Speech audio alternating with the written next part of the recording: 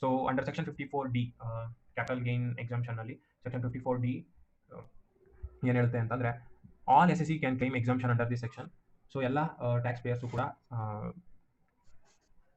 ಈ ಒಂದು ಸಿಚುವೇಶನ್ ಅಲ್ಲಿ ಎಕ್ಸಾಮ್ಷನ್ಸ್ನ ಅವರು ಕ್ಲೈಮ್ ಮಾಡ್ಕೋಬಹುದು. ಸೊ ಏನು ಇದೆ ನೋಡ್ತಾ ಬರೋಣ. ಸೊ ಸೆಕೆಂಡ್ ಪಾಯಿಂಟ್ ಹೇಳ್ತಾ ಇದೆ land and buildings which is compulsory acquired by the government should be used for industrial purpose by the assessee at least for years. I mean if ನೋಡಿ ಒಂದು situation ಒಂದು scenario ತರ ಹೇಳ್ತೀನಿ ಕೇಳಿ. So ಏನಪ್ಪಾ ಅಂತಂದ್ರೆ ಇವಾಗ ನಿಮ್ಮ ಹತ್ರ ಒಂದು ಲ್ಯಾಂಡ್ ಅಂಡ್ ಬಿಲ್ಡಿಂಗ್ಸ್ ಇದೆ. ಲ್ಯಾಂಡ್ ಅಂಡ್ ಬಿಲ್ಡಿಂಗ್ಸ್ ಅಂದ್ರೆ ಏನು which is used for industrial purpose ಅಂದ್ರೆ ನೀವು ಒಂದು ಇಂಡಸ್ಟ್ರಿನ ನಡೆಸ್ತಾ ಇದ್ದೀರಾ. ಇಂಡಸ್ಟ್ರಿಯಲ್ ಮೇಲೆ ಅಲ್ಲಿ ಲ್ಯಾಂಡ್ ಇದ್ದೇ ಇರುತ್ತೆ, ಅದ್ರ ಮೇಲೆ ಬಿಲ್ಡಿಂಗ್ ಕಟ್ಟಿರ್ತಾರೆ, ಫ್ಯಾಕ್ಟ್ರಿಗಳು ನಡೆಸ್ತಾ ಇರ್ತೀರಾ, ಏನೋ ಒಂದು ಮಾಡ್ತಾ ಇರ್ತೀರಾ. ಆ ಒಂದು ಸಿಚುವೇಶನ್ ನೀವು ಆ ಒಂದು ಸಂದರ್ಭದಲ್ಲಿ ನಿಮ್ಮ ಒಂದು ಲ್ಯಾಂಡ್ ಅನ್ನ ಅಂದ್ರೆ ನಿಮ್ಮ ಒಂದು ಫ್ಯಾಕ್ಟರಿ ಇಂಡಸ್ಟ್ರಿ ನಡೆಸ್ತಾ ಇರ್ತಕ್ಕಂಥ ಒಂದು ಜಾಗವನ್ನ ಗೌರ್ಮೆಂಟ್ ಅವರು ಕಂಪಲ್ಸರಿ ಅಕ್ವಿಸಿಷನ್ ಮಾಡ್ತಾರೆ. ಏನೋ ಒಂದು ಕಾರಣಕ್ಕೆ ಇದು ನಮಗೆ ಸೇರುತ್ತೆ ಅಂತಾನೋ ಅಥವಾ ರೋಡ್ ಕನ್ಸ್ಟ್ರಕ್ಟ್ ಮಾಡಬೇಕು ಅಂತಾನೋ ಅಂತ ಒಂದು ಇದರಲ್ಲಿ ನಿಮ್ಮ ಒಂದು ಇಂಡಸ್ಟ್ರಿಯಲ್ ಲ್ಯಾಂಡ್ ಅಂಡ್ ಬಿಲ್ಡಿಂಗ್ಸ್ ನ ಅವರು ಅಕ್ವೈರ್ ಮಾಡಿದ್ರೆ ಏನ್ ಮಾಡ್ತಾರೆ, ಅದು ಇಂಡಸ್ಟ್ರಿಯಲ್ ಲ್ಯಾಂಡ್ ಅಂಡ್ ಬಿಲ್ಡಿಂಗ್ಸ್ ಆಗಿರಬೇಕು.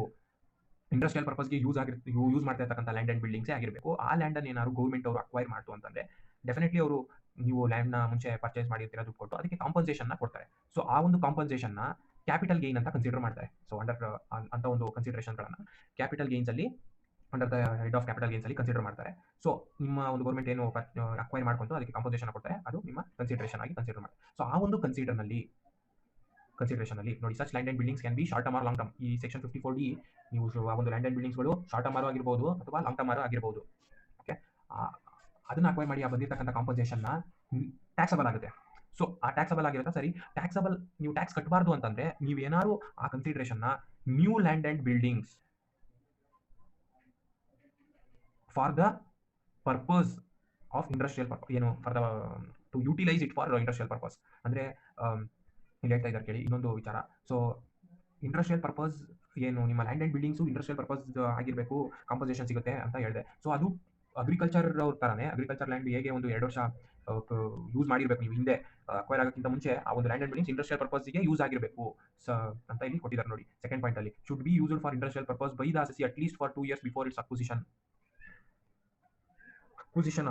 ಆಗೋಕ್ಕಿಂತ ಮುಂಚೆ ಆ ಒಂದು ಲ್ಯಾಂಡ್ ಅಂಡ್ ಬಿಲ್ಡಿಂಗ್ಸ್ ನೀವು ಅಲ್ಲಿ ಆ ಲ್ಯಾಂಡ್ ಅಂಡ್ ಬಿಲ್ಡಿಂಗ್ಸ್ ನ ಇಂಡಸ್ಟ್ರಿಯಲ್ ಪರ್ಪಸ್ಗೆ ಯೂಸ್ ಮಾಡಿರಬೇಕು.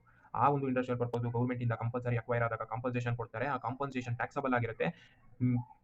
ನೀವೇನಾದ್ರು ಆ ಒಂದು ಅಮೌಂಟ್ ಅನ್ನ ಮತ್ತೆ ಹೊಸ ಲ್ಯಾಂಡ್ ಅಂಡ್ ಬಿಲ್ಡಿಂಗ್ಸ್ ನ ಪರ್ಚೇಸ್ ಮಾಡ್ತೀನಿ ಅಂತಂದ್ರೆ ಅಂದ್ರೆ 4th ಪಾಯಿಂಟ್ ಹೇಳ್ತಾ ನೋಡಿ, new land and building should be purchased within 3 years from the date of receipt of compensation and such asset should be used for industrial purpose. Industrial purpose ಅಂದ್ರೆ industry ನಡೆಸಕ್ಕೆ land and buildings ನೀವು purchase ಮಾಡ್ತು ಅಂತಂದ್ರೆ ನೀವು ಆ consideration tax ಕಟ್ಟುವಂತ ಅವಶ್ಯಕತೆ ಇಲ್ಲ. ಹಣದಲ್ಲಿ ಇದನ್ನ ಪರ್ಚೇಸ್ ಮಾಡ್ತೀನಿ ಅಂದ್ರೆ ವಿತಿನ್ 3 years ಒಳಗಡೆನೆ ಅಂದ್ರೆ ಅವ್ರು ಕಾಂಪನ್ಸೇಷನ್ ಕೊಡ್ತಾರಲ್ಲ, ರೆಸಿಪ್ಟ್ ಒಂದು ಆ ಬಿಲ್ ಯಾವಾಗ ನಿಮಗೆ ಡೆಪಾಸಿಟ್ ಆಗುತ್ತೆ ಆ ದಿನದಿಂದ ಕೌಂಟ್ ಆಗುತ್ತೆ. ಆ ದಿನದಿಂದ ವಿತಿನ್ 3 years ಒಳಗಡೆ ನೀವು ಇನ್ನೊಂದು ಲ್ಯಾಂಡ್ ಅಂಡ್ ಬಿಲ್ಡಿಂಗ್ಸ್ ಇಂಡಸ್ಟ್ರಿ ನಡೆಸಕ್ಕೆ ಪರ್ಚೇಸ್ ಮಾಡ್ತು ಅಂತಂದ್ರೆ ನಿಮಗೆ ಎಕ್ಸಾಮ್ಷನ್ ನ ಕೊಡ್ತಾ ಬರ್ತಾರೆ. ಎಷ್ಟು ಕೊಡ್ತಾರೆ ಅಂದಾಗ ಗ್ರಾಸ್ ಕ್ಯಾಪಿಟಲ್ ಗೇನ್ ಅಂದ್ರೆ ನಿಮ್ಗೆ ಏನ್ ಕಾಂಪನ್ಸೇಷನ್ ಕೊಟ್ಟಿರ್ತಾರೆ R cost of new assets purchase ಅಂದ್ರೆ ಏನು ನ್ಯೂ ಅಸೆಟ್ಸ್ ಏನು ಈ ಅಂಡರ್ ಸೆಕ್ಷನ್ 54D ಅಲ್ಲಿ land and buildings for the utilisation of the industrial purpose use ಮಾಡೋದಕ್ಕಾಗಿ ಲ್ಯಾಂಡ್ ಅಂಡ್ ಬಿಲ್ಡಿಂಗ್ಸ್ ಪರ್ಚೇಸ್ ಮಾಡಿರ್ತಕ್ಕಂಥ ನ್ಯೂ ಅಸೆಟ್ಸ್ ಏನು ಕಾಸ್ಟ್ ಆಗಿರುತ್ತೆ ಅದು plus amount deposited in the capital gain scheme. ನಾನು ಎಲ್ಲ ಒಂದು ಸೆಕ್ಷನ್ಸ್ ಅಲ್ಲೂ ಹೇಳ್ತಾ ಇರೋದು ಒಂದೇ common thing. Once the compensation or any of the capital gain receive ಆದಾಗ ನೀವು ಕ್ಯಾಪಿಟಲ್ ಗೇನ್ ಅಕೌಂಟ್ ಸ್ಕೀಮ್ ಅಲ್ಲಿ ಡೆಪಾಸಿಟ್ ಮಾಡಿಟ್ಕೊಂಡಿರಬೇಕು. ಸೊ ಡೆಪಾಸಿಟ್ ಮಾಡಿದಾಗಲೇ ಅವ್ರು ನಿಮಗೆ ಸ್ವಲ್ಪ ಟೈಮ್ ಕೊಡೋದು ಫಾರ್ ದ ಪರ್ಚೇಸ್, ಇಲ್ಲಾಂದ್ರೆ ಟ್ಯಾಕ್ಸಬಲ್ ಮಾಡ್ತಾರೆ. ಅವಾಗ ನೀವು ಅಲ್ಲಿ ಇಟ್ಟಿರ್ಬೋದು ಮತ್ತೆ ವಿಡ್ರಾ ಮಾಡ್ಕೋತಾ ಇರ್ಬೋದು. ಅದಕ್ಕೂ ಸ್ಪೆಸಿಫಿಕ್ ಟೈಮ್ ಪೀರಿಯಡ್ ಅಂತ ಇರುತ್ತೆ. ಸೊ ಓಕೆನಾ, ಕ್ರಾಸ್ ಕ್ಯಾಪಿಟಲ್ ಗೇನ್ ಕೊಡ್ಬೋದು R cost of new assets plus amount deposited in the capital gain scheme which ever is less. Okay, ಯಾವುದು ಕಡಿಮೆ ಇರುತ್ತೋ ಅದನ್ನ ಅವರು ಎಕ್ಸಾಮ್ ಮಾಡ್ತಾರೆ. ಸೊ ಓಕೆನಾ, ನೆಕ್ಸ್ಟ್ ಒಂದು ಬಂದ್ಬಿಟ್ಟು if the new land or buildings is sold within 3 years same thing applicable. ಏನಪ್ಪಾ ಅಂತಂದ್ರೆ ನೀವು ಪರ್ಚೇಸ್ ಮಾಡಿರ್ತೀರಲ್ಲ ಹೊಸ ಕಾಂಪನ್ಸೇಷನ್ ಇಂದ ಹೊಸ ಲ್ಯಾಂಡ್ ಅಂಡ್ ಬಿಲ್ಡಿಂಗ್ಸ್ ಪರ್ಚೇಸ್ ಮಾಡಿರ್ತಕ್ಕಂಥ ಲ್ಯಾಂಡ್ ಅಂಡ್ ಬಿಲ್ಡಿಂಗ್ಸ್ ಅನ್ನ ವಿತಿನ್ 3 years ಒಳಗಡೆನೆ ಸೇಲ್ ಮಾಡಿಬಿಟ್ರೆ, ಪರ್ಚೇಸ್ ಮಾಡಿ 3 ವರ್ಷದ ಒಳಗಡೆನೆ ನೀವು ಸೇಲ್ ಮಾಡಿಬಿಟ್ರೆ ಅದು ನೀವು ಎಕ್ಸಾಮ್ಟ್ ಆಗಿರುವಂತ ಅಮೌಂಟ್ ಟ್ಯಾಕ್ಸಬಲ್ ಆಗಿ ಕನ್ವರ್ಟ್ ಆಗುತ್ತೆ. So they are saying that if the new land or building is sold within 3 years from the date of its purchase, the earlier exempted amount of capital gain will be deducted from the purchase price of new capital asset which is sold within 3 years and balance amount will be taken as cost of acquisition. Minus ಮಾಡಿ cost of acquisition ಅಂತ ಹೇಳಿ tax ಹಾಕೋ ಥರ ಮಾಡಿಬಿಡ್ತಾರೆ. So ಅದಕ್ಕೋಸ್ಕರ ನೀವು ಏನು ಮಾಡಬಾರ್ದು, ವಿತಿನ್ 3 years ಒಳಗಡೆ ಲ್ಯಾಂಡ್ ಅಂಡ್ ಬಿಲ್ಡಿಂಗ್ಸ್ನ ಸೇಲ್ ಮಾಡಂಗಿಲ್ಲ. ಸೊ ನೆಕ್ಸ್ಟ್ ಒಂದು ಬಂದ್ಬಿಟ್ಟು bank deposit. if the bank deposit amount is not withdrawn from the purchase or construction of land. So ನೀವೇನಾದ್ರು ಡೆಪಾಸಿಟ್ ಮಾಡಿದ್ಮೇಲೆ ನೀವು ಹೊಸ land and buildings for the industrial purpose purchase or construct ಮಾಡಲಿಲ್ಲ ಅಂತಂದರೆ ನಿಮ್ಮ within 3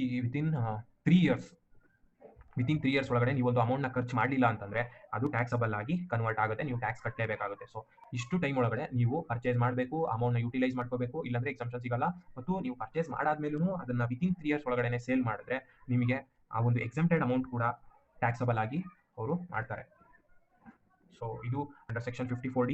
at last ಕನ್ಕ್ಲೂಷನಲ್ಲಿ ಹೇಳ್ಬೇಕಂದ್ರೆ, ನಿಮ್ಮ ಹತ್ರ ಒಂದು ಫ್ಯಾಕ್ಟ್ರಿ ಅಂದರೆ ಇಂಡಸ್ಟ್ರಿ, ನೀವು ಒಂದು ಫ್ಯಾಕ್ಟ್ರಿ ಅಂತ ತಿಳ್ಕೊಳ್ಳಿ, ಇಂಡಸ್ಟ್ರಿಯಲ್ ಪರ್ಪಸ್ಗೆ ನೀವೊಂದು ಲ್ಯಾಂಡ್ ಆ್ಯಂಡ್ ಬಿಲ್ಡಿಂಗ್ಸ್ನ ಇತ್ತು ನಿಮ್ಮ ಹತ್ರ, ಇಂಡಸ್ಟ್ರಿ ನಡೆಸ್ತಾ ಇದ್ರಿ. ಸೊ ಅದರಲ್ಲಿ ಅದನ್ನು ಗೌರ್ಮೆಂಟ್ ಅವರು ಅಕ್ವೈರ್ ಮಾಡ್ಕೊಬಿಟ್ರು. ಅಕ್ವೈರ್ ಮಾಡಿದ್ದಕ್ಕೆ ಕಾಂಪೋಸೇಷನ್ನ ಕೊಟ್ಟರು. ಆ ಕಾಂಪೋಸೇಷನ್ನ ನೀವು ಮತ್ತೆ ಹೊಸ ಇಂಡಸ್ಟ್ರಿ ನಡೆಸಬೇಕು ಅಂತ ಇನ್ವೆಸ್ಟ್ ಮಾಡಿದ್ರಿ, ಅದಕ್ಕೆ ಅವರು ಎಕ್ಸಾಮ್ಷನ್ ಕೊಡ್ತಾರೆ. ನೀವು ಬೇರೆದಕ್ಕೆ ಇನ್ವೆಸ್ಟ್ ಮಾಡಿದ್ರಿ ಅದು ಬರಲ್ಲ.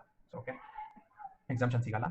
ಇನ್ವೆಸ್ಟ್ ಮಾಡಿದ್ರೆ ಎಕ್ಸಾಮ್ಷನ್ ಸಿಗುತ್ತೆ. ಅದನ್ನು ವಿತಿನ್ 3 ಇಯರ್ಸ್ ಒಳಗಡೆ ಹೊಸದಾಗಿ ಪರ್ಚೇಸ್ ಮಾಡಿರ್ತಕ್ಕಂಥದ್ದನ್ನ ವಿತಿನ್ 3 ಇಯರ್ಸ್ ಒಳಗಡೆ ಕೂಡ ಸೇಲ್ ಮಾಡಬಾರ್ದು. ಮತ್ತೆ ಆ ಬ್ಯಾಂಕ್ ಡೆಪಾಸಿಟ್ಸ್ ಹಾಕೊಂಡಿರ್ತೀರಲ್ಲ, ಕಾಂಪೋಸೇಷನ್ ಬಂದಿದ ತಕ್ಷಣ ಅದನ್ನ ವಿತಿನ್ 3 ಇಯರ್ಸ್ ಒಳಗಡೆ ಯುಟಿಲೈಸ್ ಮಾಡಬೇಕು. ಸ್ಪೆಸಿಫಿಕ್ ಟೈಮ್ ಪೀರಿಯಡ್ಗಳಲ್ಲಿ ನೀವು ಅದನ್ನ ಯುಟಿಲೈಸ್ ಮಾಡಲಿಲ್ಲ ಅಂತಂದ್ರೆ ಟ್ಯಾಕ್ಸಬಲ್ ಅಂಡರ್ ಕ್ಯಾಪಿಟಲ್ ಗೇನ್ ಅಲ್ಲಿ ಟ್ಯಾಕ್ಸಬಲ್ ಆಗಿ ಅದು ಆಗುತ್ತೆ, ಟ್ಯಾಕ್ಸ್ ಕಟ್ಟಬೇಕಾಗುತ್ತೆ ನೀವು. ಸೊ